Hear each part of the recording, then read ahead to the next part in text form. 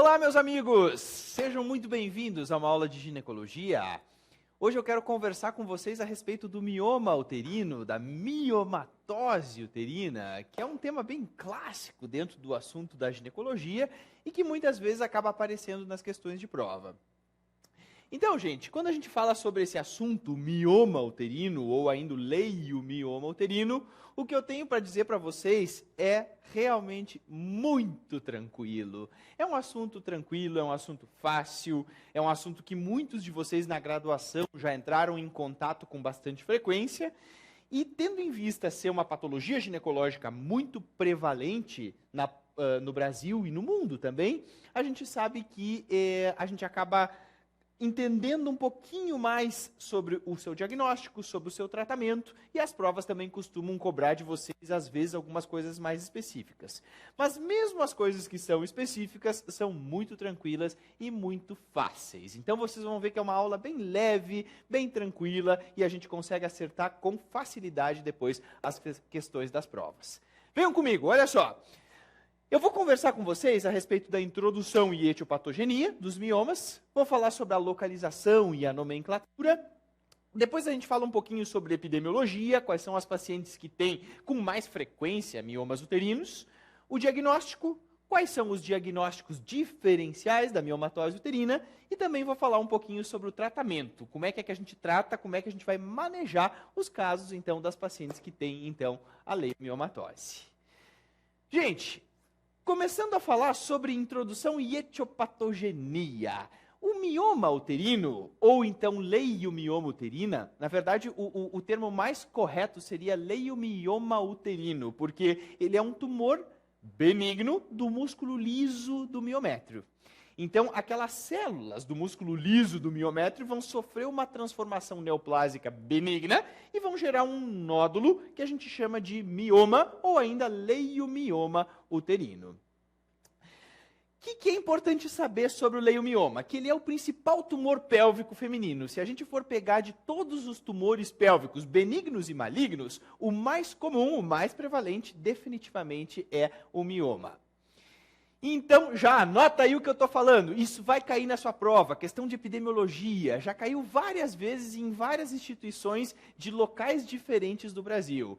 Qual é uma questão bem rápida, bem simples. Qual é o principal tumor pélvico feminino? Com certeza é o mioma, o leiomioma. É um tumor benigno das células do miométrio. Olha como ele é comum, gente. Ele é frequente, ele existe em 20 a 30% da população feminina. Então, se vocês forem pegar, 20 a 30% das mulheres têm miomas, ou então vão ter em algum momento da sua vida. Então, é extremamente comum, extremamente frequente. Muitas delas tiveram durante o menacme e muitas vezes até nem sabem que tiveram. Ok? Entendendo um pouquinho, então, sobre a etiopatogenia. Na verdade, ele é um tumor benigno que tem um comportamento de crescer durante o menacme. Durante o período em que a paciente, então, ela está produzindo hormônio, a tendência do mioma é crescer. Ele também aumenta durante a gestação, tem essa tendência de aumentar durante a gestação, e classicamente ele regride durante o período, então, em que a paciente não produz mais estrogênio, na pós-menopausa. Então, vocês veem que ele aumenta no menacme, na infância não existe mioma. Aí, então, quando ela começa a produzir estrogênio, eles começam a crescer e começam a aumentar nas pacientes que vão ter miomatose. Tem essa tendência de aumentar na gestação e regridem completamente na pós-menopausa. Para o bom entendedor, vocês já conseguem entender o que eu estou querendo dizer. Quem é que estimula, então, o crescimento dos miomas? É lógico que é o estímulo estrogênico. Então, o estrogênio é o fermento dos miomas. Ele vai agir sobre aquelas células miometriais e vai produzir esse tumor benigno, que é o mioma, e inclusive faz com que esse mioma aumente de tamanho, que esse mioma tenha um crescimento.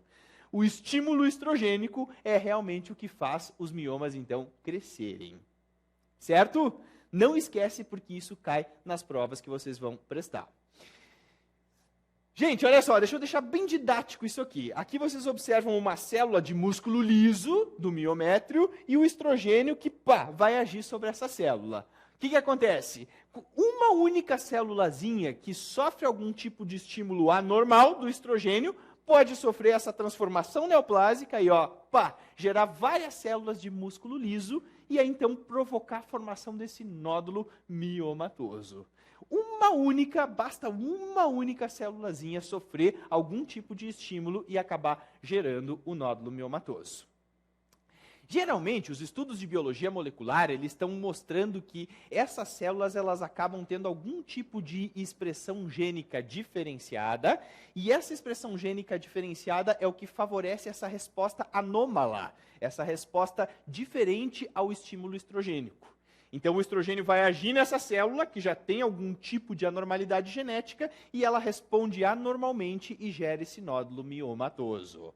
Mas é importante lembrar que, mesmo tendo alteração genética, mesmo tendo uma resposta anômala e gerando um tumor, ele vai ter comportamento benigno, ou seja, ele não é câncer. Portanto, não tem, jamais, a possibilidade de provocar metástases. Certo? Muito bem. Em relação à progesterona, existe algum tipo de ação sobre as células dos miomas? Na verdade, o que a gente sabe é que o estrogênio, ele com certeza estimula o crescimento dos miomas.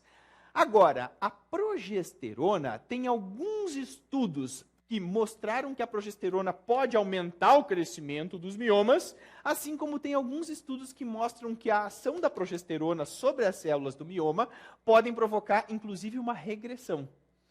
Tanto que antigamente se tratava a miomatose com progesterona. Mas hoje já se sabe que alguns miomas eles têm receptores que, inclusive, faz com que eles cresçam, que eles aumentem de tamanho pelo estímulo progestacional. Por isso que, até hoje, não se sabe qual é o exato papel da progesterona nos miomas. O estrogênio faz crescer, ponto final. Agora, a progesterona ainda tem um comportamento, um tipo de papel que a gente não sabe qual é realmente o seu efeito, né, sobre as células dos miomas uterinos. Ok?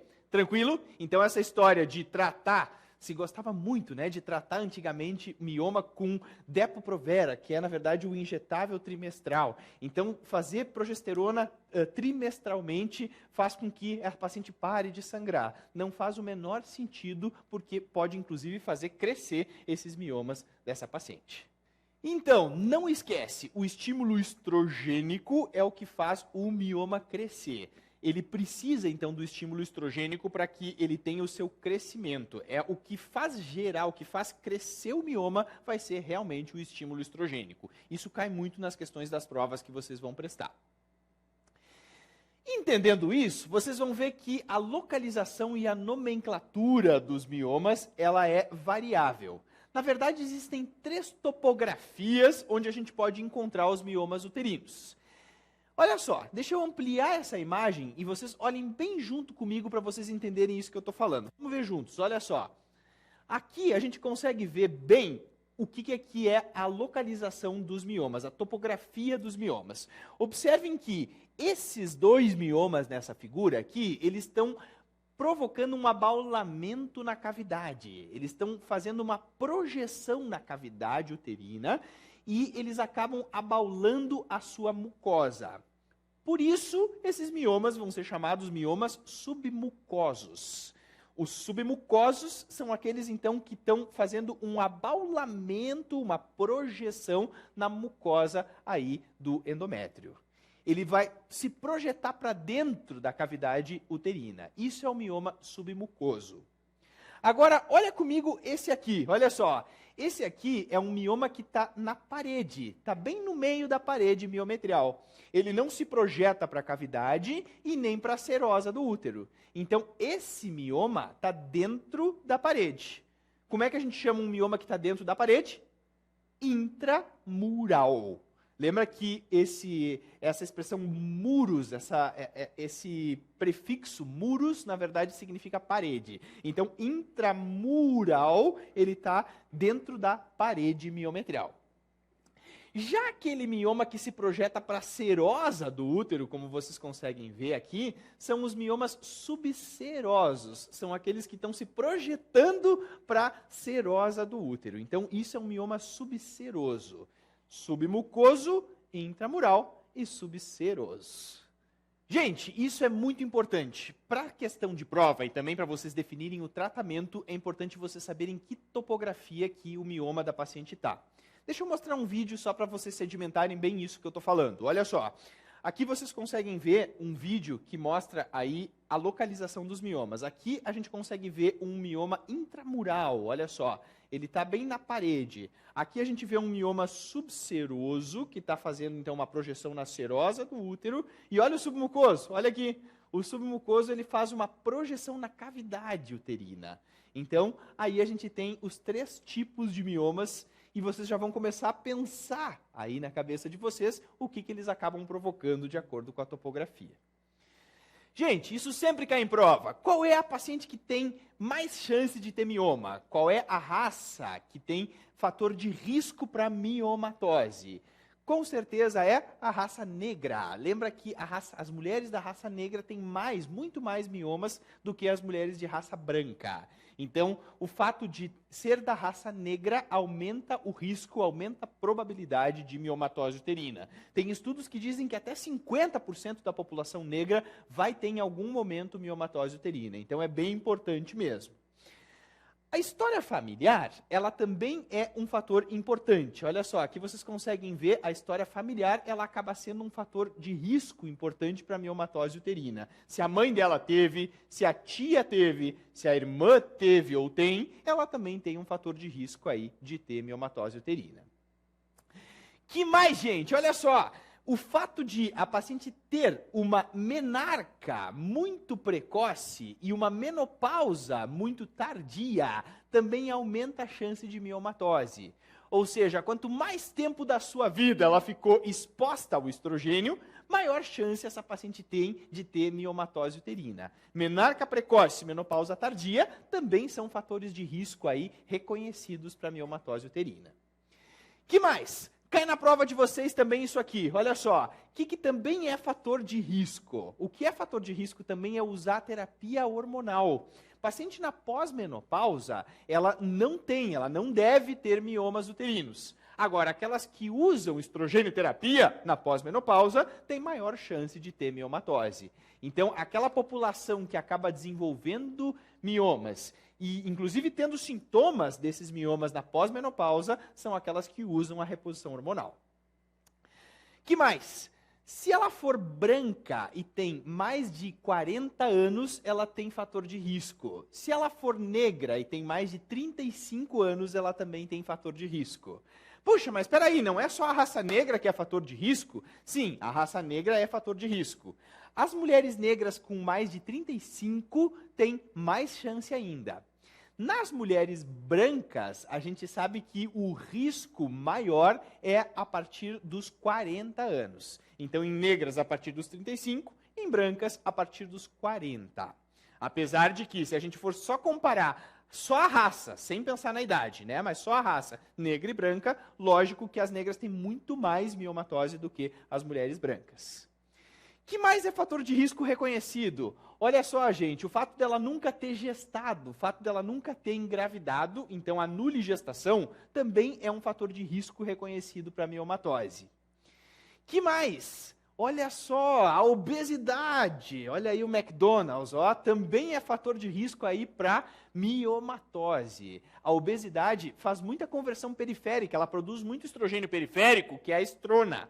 Então, essa paciente tem mais chance também de ter aí miomatose pelo fato de ser obesa. Outros fatores de risco reconhecidos são hipertensão e diabetes. Então, essas doenças crônicas, como hipertensão e diabetes, também são fatores de risco reconhecidos para a miomatose uterina. E olha só, o consumo da carne vermelha também se mostrou aí um fator de risco importante para a miomatose uterina. Então, o consumo excessivo de carne vermelha também aumenta risco para ela desenvolver miomas ao longo da sua vida. Tudo isso é fator de risco e isso costuma aparecer em provas. Gente, não esqueçam, os fatores de risco para a miomatose uterina são temas que são muito perguntados, são muito questionados. Dentre eles, o que eles mais perguntam é, então, raça negra, que é um fator de risco muito importante, cai bastante nas provas de vocês, não esqueçam, história familiar e menarca precoce e menopausa tardia. São os principais, são os mais importantes fatores de risco para a miomatose uterina. Beleza? Muito bem. Em relação à clínica e o diagnóstico, olha que interessante. Como ela é uma patologia muito comum, muito frequente, a gente sabe que 20 a 30% da população é portadora de miomatose uterina, é lógico que a maioria das mulheres são assintomáticas. Então, a grande maioria das mulheres que têm miomatose, elas vão ser assintomáticas. 75% é o número. Então, se a gente for pegar todas as mulheres que têm miomas, a maioria, 75%, não tem absolutamente nada. O mioma acaba sendo um achado ocasional de um ultrassom que ela fez, ou então, essa paciente nunca vai nem saber que tem miomas, porque a maioria é assintomática. Muito bem, aquelas que têm sintomas, o que elas vão apresentar? O que vocês acham? Olha só, isso aqui é muito importante. Os miomas que são submucosos são aqueles que estão provocando, então, um abaulamento na cavidade uterina. Os miomas que são intramurais, eles também podem, em algumas situações, provocar abaulamento da cavidade uterina. Tanto os submucosos aí, quanto os intramurais, eles podem provocar aí um abaulamento na cavidade uterina. E esse abaulamento, ele pode provocar um sangramento excessivo. E, de fato, a gente sabe que o principal sintoma que está associado com a miomatose uterina realmente é o sangramento excessivo. São as hipermenorreias, são as menorragias, são as metrorragias. Sangramentos menstruais excessivos é a clínica principal aí da miomatose uterina. E não esquece, os que sangram são os submucosos e os intramurais. Pergunta de prova, gente. O mioma subseroso, então, ele está provocando um abaulamento da serosa do útero, o mioma subseroso. Ele tem algum tipo de chance de provocar abaulamento da cavidade uterina? Não. Ele só faz um abaulamento da serosa. Portanto, o mioma subseroso, ele é capaz de provocar sangramento? Não, ele não provoca sangramento excessivo. O subseroso provoca sintomas álgicos, sintomas de dor. A queixa relatada pelas pacientes que têm miomas subserosos é dor, e não é sangramento excessivo. Cara, não esquece isso para a tua prova. Olha só, isso vai cair, isso é muito importante. Quais são os miomas que sangram? São os submucosos e os intramurais. Miomas submucosos e miomas intramurais podem provocar sangramento excessivo. Já os miomas que são subserosos, eles provocam um abaulamento na serosa do útero. Então, eles não têm como provocar sangramento. Eles têm sintomas, eles acabam provocando sintomas compressivos quando eles são muito grandes. Crescendo demais e ficando grandes demais, eles podem provocar sintomas de dor e outros sintomas compressivos, mas não provocam sangramento. Atenção para aquelas questões que eles gostam de colocar, que é assim, ó, uma paciente que tem sangramento excessivo, tem uma hipermenorreia, e aí ela tem no ultrassom transvaginal um mioma de 4 centímetros subseroso. E aí eles perguntam, qual é a principal causa do sangramento? E vai estar lá na letra A, mioma subseroso. Não, tá errado, cara. Subseroso não sangra. A causa do sangramento dela é outra. Provavelmente um sangramento disfuncional, ou uma adenomiose, ou um pólipo. Mas o mioma subseroso não pode provocar sangramento. Os que sangram são os submucosos e os intramurais. Ponto final. Beleza? Ok. Gente, o que mais as pacientes que têm miomas elas podem apresentar? Elas podem ter dismenorreia, podem ter, então, menstruações dolorosas, porque, enfim, é um tumor, mesmo que benigno, ele está provocando um abaulamento ali na cavidade uterina, então elas podem ter sangramento, elas podem ter dor durante a menstruação. Infertilidade, a gente sabe que quando os miomas eles provocam deformidade na cavidade uterina, podem provocar infertilidade. Abortamento de repetição também pode acontecer nas pacientes portadoras de miomas, ou seja, quando o mioma ele acaba obstruindo a cavidade uterina, ele acaba não deixando com que o ovo fecundado consiga se implantar. Ou então ele se implanta e logo, logo a paciente acaba perdendo. Então o aborto habitual, que é o chamado aborto de repetição, ele pode acontecer nas pacientes aí portadoras de miomas. E quando existe compressão de vias urinárias, eles podem provocar polaciúria ou então obstrução de ureter. Existem, então, aqueles miomas que comprimem a bexiga e provocam a polaciúria, e às vezes eles são tão grandes, olha só, que eles acabam comprimindo o ureter da paciente e acabam provocando aí, então, sintomas urológicos. Gente, como é que se diagnostica mioma? Você está lá com uma paciente, essa paciente tem sangramento excessivo, ela tem 40 anos, é negra, e diz assim, doutor, as minhas menstruações estão cada vez mais intensas. Eu tenho que trocar várias vezes de absorvente durante o dia, não sei de onde é que está vindo tanto sangramento. E aí você pensa, bom, ela é negra, está com uma queixa aí de sangramento menstrual aumentado, o que você vai pensar? Você vai pensar em mioma. O que você vai solicitar para a sua paciente? Pensa! Qual é o exame? Que é simples, barato e que consegue dizer se existe mioma e onde que ele está? Lógico que é o ultrassom. O exame que vai dizer para você o que a paciente tem é o ultrassom transvaginal. Você vai solicitar para ela um ultrassom transvaginal e o ultrassom vai te dizer se tem mioma, quantos são, qual é o tamanho e, inclusive, a localização. Se ele é submucoso, se ele é intramural ou se ele é subseroso. Então, o ultrassom transvaginal é um exame simples, de baixo custo, então, e a gente consegue com facilidade, com mais facilidade do que os exames que são mais, têm uma acurácia maior, e a gente consegue aí dar uma conduta e um norte para a nossa paciente com o ultrassom transvaginal. Jader, dá para pedir também para ela uma ressonância? Claro que dá. A ressonância também nos dá um diagnóstico bem preciso do mioma, só que é um exame mais sofisticado. Eu posso submeter ela a uma histeroscopia, por exemplo? Claro, a histeroscopia a gente vai ver o mioma sob visualização direta, mas claro que é um exame invasivo. Não tem por que a gente fazer exames mais invasivos se o nosso bom e velho ultrassom já consegue nos dar uma posição bem adequada. Então não esquece, o ultrassom transvaginal vai ser o exame então que a gente vai solicitar para a nossa paciente para poder fazer o diagnóstico. Deixa eu mostrar para vocês aqui uma imagem de ultrassom que mostra bem direitinho então um nódulo miomatoso. Aqui vocês conseguem ver toda a cavidade uterina, aqui vocês vejam todo o desenho da cavidade uterina. E aqui, deixa eu mostrar com a seta para vocês, olha só.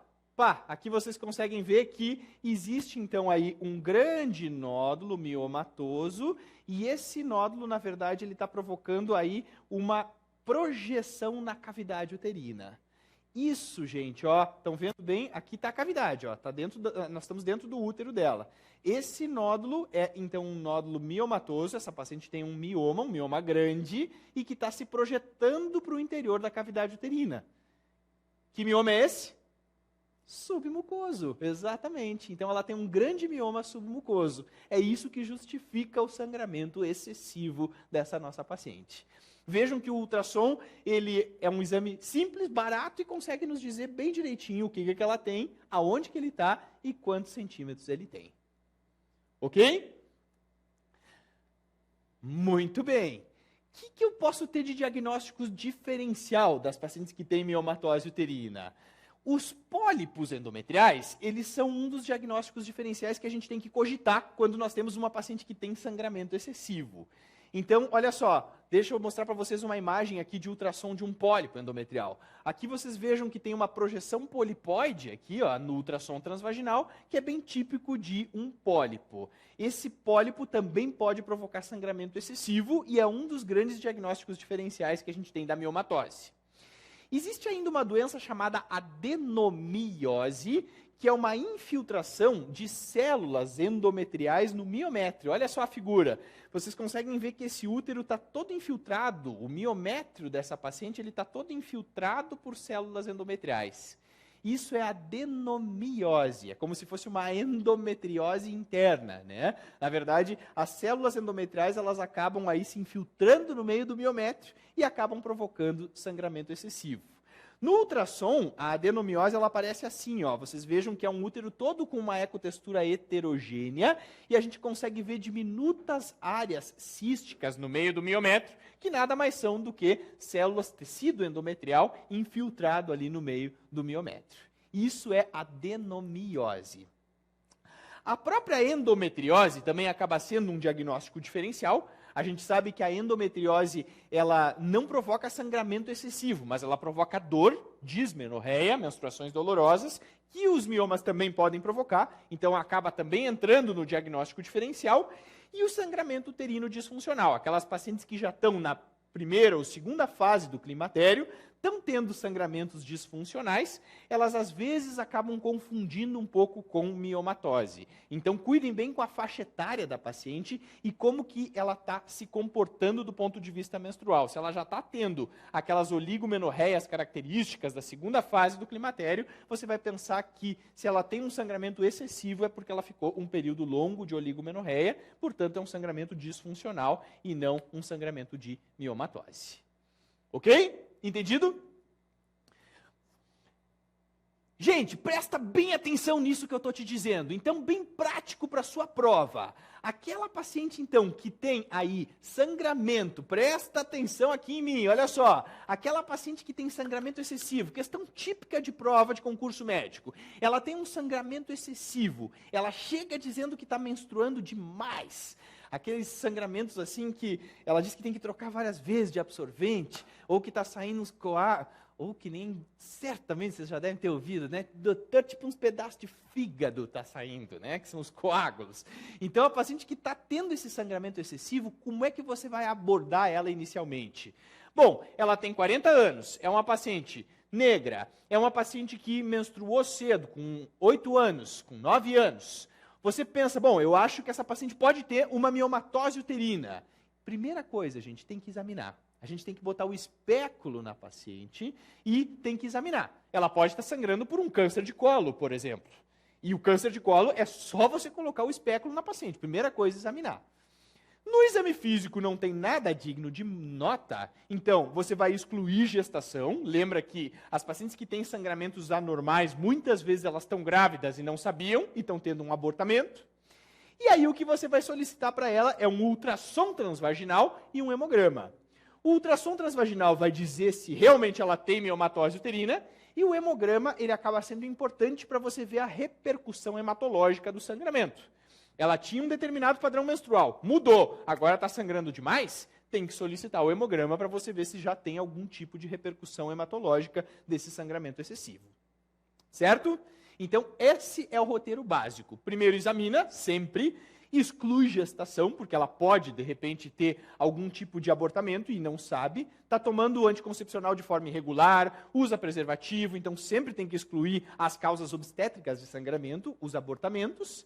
E aí você vai solicitar o ultrassom transvaginal e o hemograma. O ultrassom para ver se realmente é mioma e o hemograma para você ver a repercussão hematológica do sangramento da sua paciente. Ok? Beleza? Gente, em relação à degeneração dos miomas, olha só, os miomas eles podem degenerar, ou seja, eles podem sofrer aí um processo de transformação completa dos miomas de várias formas. Uma delas é a degeneração hialina. A degeneração hialina é quando o mioma ele acaba sofrendo uma transformação em tecido conjuntivo frouxo.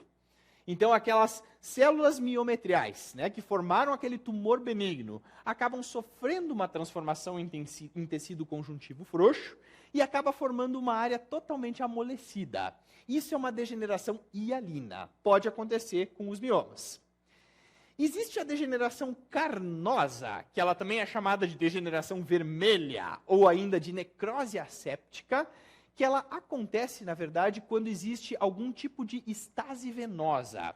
Então, se tem uma estase venosa, o que acontece? Acontece que esse sangue que fica em estase ali nos trajetos venosos, ele acaba tendo, as hemácias acabam sofrendo uma hemólise. e aí gera uma área totalmente, então, vermelha, totalmente carnosa. Tem aquele aspecto realmente de ser carnoso. Também pode ser chamada de necrose asséptica. Gente, a necrose do tipo carnosa, né? Então a degeneração carnosa, ela é muito comum na gestação. Pacientes gestantes, pela própria estase venosa, elas acabam tendo maior risco de degeneração do tipo carnosa. E temos também a mucosa. A mucosa é quando se transforma numa área de muco. Quando aquele mioma acaba se transformando numa área de muco, é a degeneração do tipo mucosa. Outras degenerações que a gente pode ter também é a degeneração cística, quando ela se transforma num cisto. A degeneração gordurosa, que é quando aquela área de mioma se transforma em gordura, em tecido adiposo. A calcificação, na verdade, a calcificação é um tipo de degeneração muito característico das pacientes pós-menopausa. E a mais rara de todas, que é muito rara de acontecer, os estudos que mostraram a maior prevalência, mostram 0,5%, é a degeneração sarcomatosa. Quando a gente tem uma transformação maligna de um mioma, ou seja, ele se transforma num sarcoma uterino, é quando o mioma, então, consegue ter esse tipo de risco de se transformar em câncer. É muito raro, é só 0,5%, mas, às vezes, a paciente pode ter, então, aí, esse azar, né, de acontecer, de transformar aquele mioma realmente em uma neoplasia maligna. Tranquilo? Beleza? Bora! Em relação ao tratamento, então, como é que a gente vai tratar as pacientes, então, que têm miomas uterinos? Claro que a gente vai ver se esse mioma está provocando sintoma, se ele não está provocando sintoma, e de que forma que a gente vai abordar, de que forma que a gente vai tratar. Olha como é tranquilo, como é fácil. Na verdade, o que a gente sabe? Que a maioria das pacientes, elas são assintomáticas. Elas não têm sintomas nenhum. Então, se ela é assintomática, tem um mioma de 1 centímetro, 2 centímetros, 4 centímetros e não tem sintoma nenhum, o que você vai fazer? Nada, absolutamente nada. A gente não trata o exame. Gente, a conduta é absolutamente expectante. Não precisa fazer nada. Isso cai muito em prova de concurso médico. A fulana é assintomática, foi fazer uma revisão ginecológica, coletou preventivo, coletou Papa Nicolau, fez mamografia e também resolveram pedir um ultrassom transvaginal para ela. Não tinha indicação, mas resolveram pedir o ultrassom transvaginal. E aí apareceu um mioma de 3 centímetros intramural e um de 2 centímetros submucoso. E ela não tem nenhum tipo de queixa, nenhum tipo de sintoma. Qual é a conduta? A conduta é não fazer nada. Cara, não precisa fazer absolutamente nada.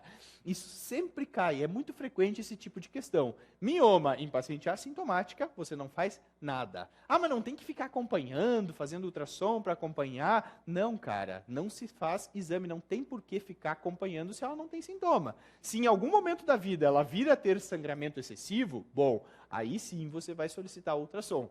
Agora, ficar acompanhando, porque em um ano estava com 2 e no outro ano estava com 2,5, não tem que ficar fazendo nada disso, porque é uma patologia benigna. Não tem por que se tratar o exame, né? A gente trata a pessoa. Se ela não tem queixa, não precisa fazer nada. Beleza? Muito bem. Agora, se a paciente é sintomática, gente, se ela é sintomática, tem um mioma, e esse mioma está sangrando, e ela tem desejo de engravidar. É uma paciente que não teve filhos, ou teve 1, 2 filhos, mas quer ter mais, e tem desejo de gestar. O que a gente vai fazer? A gente vai fazer a retirada cirúrgica do mioma. Então, a conduta é a famosa miomectomia, retirar o mioma cirurgicamente. Quando for um mioma submucoso, a gente vai fazer a retirada por histeroscopia cirúrgica. Então, pela histeroscopia cirúrgica, deixa eu mostrar uma foto para vocês para deixar isso aí que eu estou falando mais didático.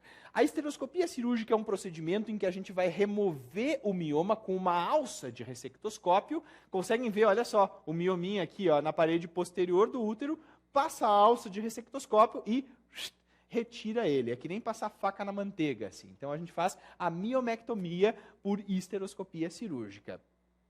Deixa eu mostrar um vídeo para vocês entenderem, então, isso que eu estou falando. Olha só. Ali dá para a gente ver a alça de ressectoscópio, o mioma na parede posterior do útero, olha ali, um mioma bem submucoso.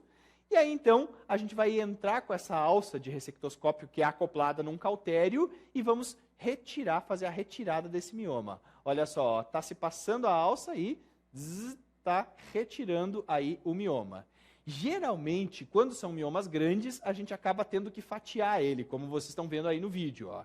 Então, está se retirando uma parte, depois vai passar a alça e vai retirar outra parte, olha ali. Ali ele conseguiu identificar o pedículo, ó, então vai passar o cautério no pedículo do mioma, como vocês estão vendo.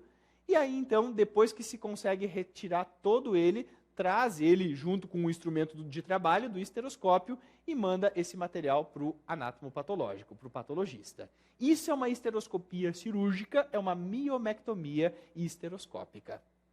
Ok?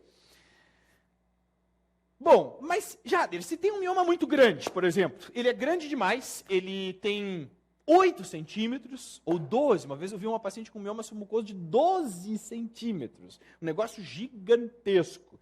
Então, assim, tem um mioma grande, gigantesco, e eu acho que eu não vou conseguir tirar, não vou conseguir fazer a remoção completa dele por esteroscopia. Gente, aí eu tenho como fazer uma redução clínica desse tumor para poder depois levar ela para a esteroscopia. De que forma? Existem os famosos análogos do GNRH. Os análogos do GNRH são medicações que diminuem o tamanho do tumor antes da miomectomia. Então, eles vão fazer com que esse nódulo, que é um nódulo grande, de 8, de 12 centímetros, reduza de tamanho, e aí, tecnicamente, eu consigo remover com mais facilidade esse mioma. Existem os análogos agonistas e os antagonistas do GNRH. Deixa eu só mostrar para vocês o que é o análogo agonista do GNRH. O agonista, na verdade, é aquele medicamento que vai fazer uma ação sinérgica ao GNRH na adenohipófise. Lembra que o GNRH ele é produzido pelo hipotálamo de uma forma pulsátil, intermitente, e age sobre a adenohipófise, estimulando a liberação de FSH e de LH.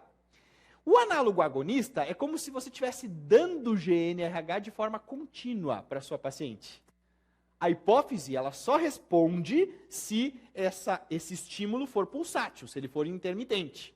Se o estímulo não for intermitente, ele for contínuo, como é o do análogo, o que vai acontecer? A hipófise não vai responder e vai diminuir a produção do FSH e do LH. Então, esse é o análogo agonista do GNRH. E existe também o análogo antagonista do GNRH. O antagonista, na verdade, ele bloqueia o receptor do GNRH. Bloqueando o receptor do GNRH, vai fazer exatamente o mesmo efeito. FSH e LH baixos, através da liberação da hipófise anterior. Então, tanto o análogo agonista quanto o antagonista, eles diminuem a produção hipofisária de gonadotrofinas. Eles vão fazer com que exista uma diminuição de FSH e de LH. Tá, mas qual é o objetivo? O objetivo é que o ovário não tenha estímulo, não tenha gonadotrofina para estimular o ovário, e ele não produza, então, o estrogênio nem a progesterona.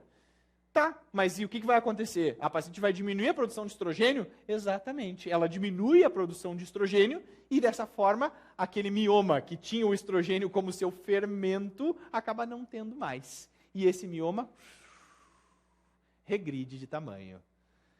Certo? Então, a ação do análogo vai ser provocar um estado de pseudomenopausa na sua paciente, diminuir a produção do estrogênio, que faz com que essa paciente realmente tenha uma redução aí importante dos miomas. Isso facilita fazer a remoção esteroscópica com mais facilidade de miomas grandes. Bom, agora se eu tiver um mioma intramural, o intramural não tem como a gente retirar por esteroscopia cirúrgica. Na verdade, para fazer a remoção por esteroscopia, ele tem que ser submucoso. O mioma intramural, a gente vai ter que fazer cirurgia na nossa paciente. Não tem como fazer por esteroscopia. Aí, então, nós vamos fazer por laparoscopia ou então por laparotomia, por cirurgia aberta. Os miomas que são subserosos, é muito difícil a gente precisar tirar mioma subseroso, porque ele não sangra. O que ele pode fazer é, quando ele é grande demais, provocar sintomas compressivos, como sintomas de dor. Aí a gente vai ter que tirar o subseroso também. Mas lembra que o subseroso eu só tenho como acessar de forma cirúrgica, assim como o intramural, por laparoscopia ou por laparotomia. Deixa eu mostrar umas imagens para deixar vocês ficar mais didático isso que eu estou falando. Olha só, aqui vocês veem que essa paciente foi submetida a uma laparotomia e ela tem um volumoso mioma intramural. Ó, conseguem ver o nódulo miomatoso aqui no meio do miométrio. Então, se abriu o miométrio da paciente, se identificou o nódulo e olha só a retirada cirúrgica do nódulo. Conseguem ver que deu para abrir totalmente o útero e, ó, pá, se removeu todo esse mioma grande intramural que essa paciente tinha. E aí depois a gente vê a peça cirúrgica fora. Essa paciente, então, aí foi feita uma miomectomia por laparotomia, por cirurgia aberta. Ok? Bom, mas se a paciente não tem desejo de gestar, é uma paciente com 48 anos, gesta 3/3, já tem prole completa, tem um grande mioma submucoso, mais um mioma intramural, os dois estão provocando sangramento excessivo e a paciente não quer mais gestar. O que a gente pode oferecer para ela?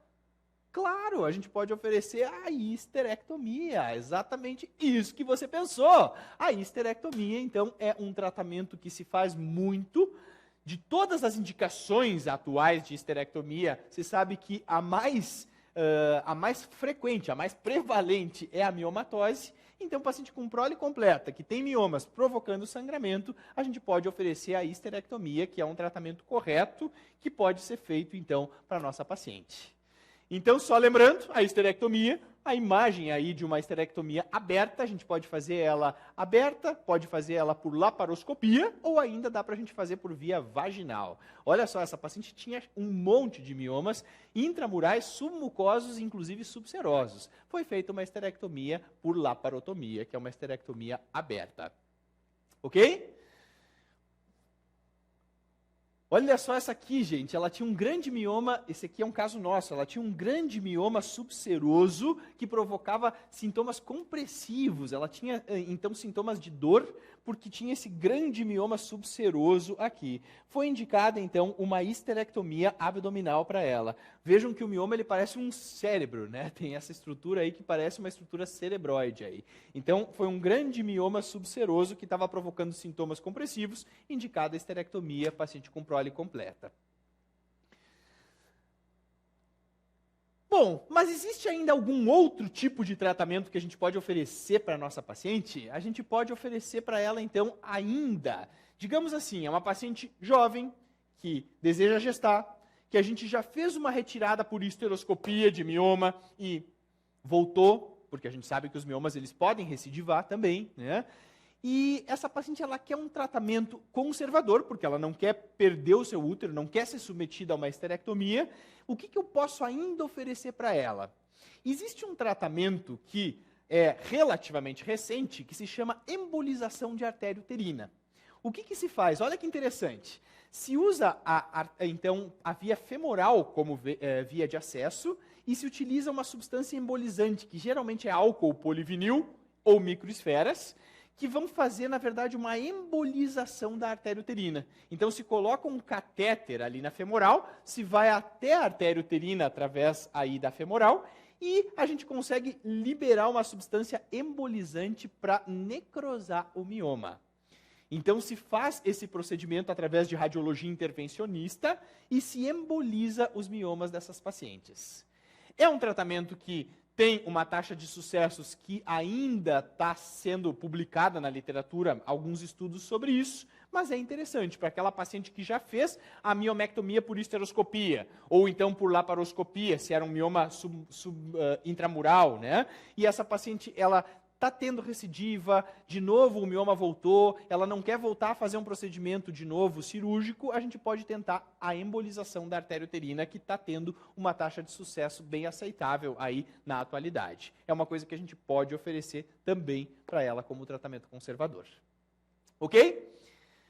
Gente, então lembra que eu disse para vocês que mioma uterino é um assunto muito fácil, muito tranquilo, assim, na verdade, é uma coisa bem do nosso dia a dia e a gente entende ele como um assunto bem lógico, né? Então é só você ver aonde que ele está, ver o que ele vai provocar e o que você pode fazer para oferecer para sua paciente. O objetivo foi deixar uma coisa bem leve, bem tranquila, para realmente vocês aprenderem. Certo?